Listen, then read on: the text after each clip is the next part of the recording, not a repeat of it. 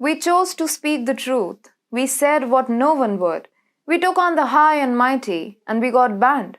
Our main channel, TFI Global, has been banned for a week for going against a powerful lobby, but we won't give up.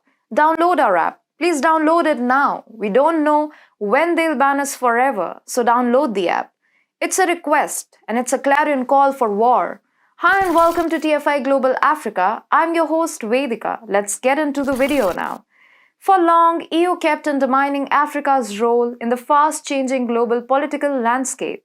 Today, the same European elitist nations are lining up in Africa with a large begging bowl in their hands, and nations like Egypt are rightfully minting billions out of Europe's miseries.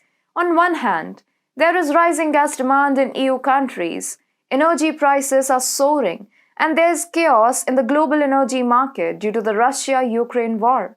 On the other hand, countries in Africa are decreasing their domestic consumption and exporting the surplus energy to Europe to benefit from the situation. In the latest development, Egypt has decided to cut domestic consumption to maximize LNG revenue.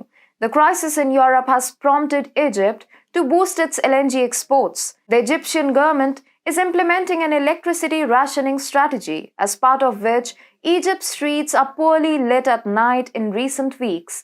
Street lights in Egypt are dimmed in the evening so that they can free up energy for export and boost hard currency reserves. Its economy was hit by the Russia-Ukraine war even before recovering from the COVID-19 shock. So, the government in Egypt is trying to alleviate some of the pain while making the most of the European energy crisis. Egypt has come up with this most unconventional solution to increase its natural gas exports, as the traditional ways could take years to succeed.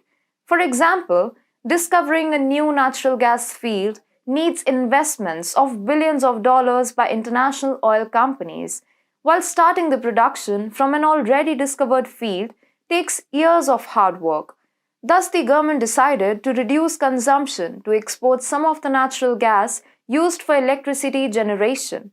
Further, Egypt is trying to make use of its power surplus.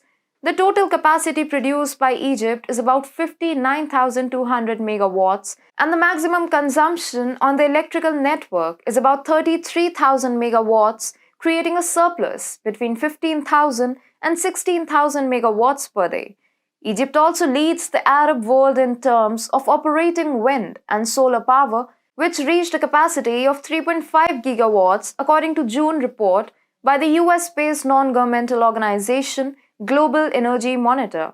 After the Russia-Ukraine war erupted, Egypt turned to International Monetary Fund for a loan, and now the country is trying to increase its foreign currency reserves by exporting natural gas to crisis-ridden Europe.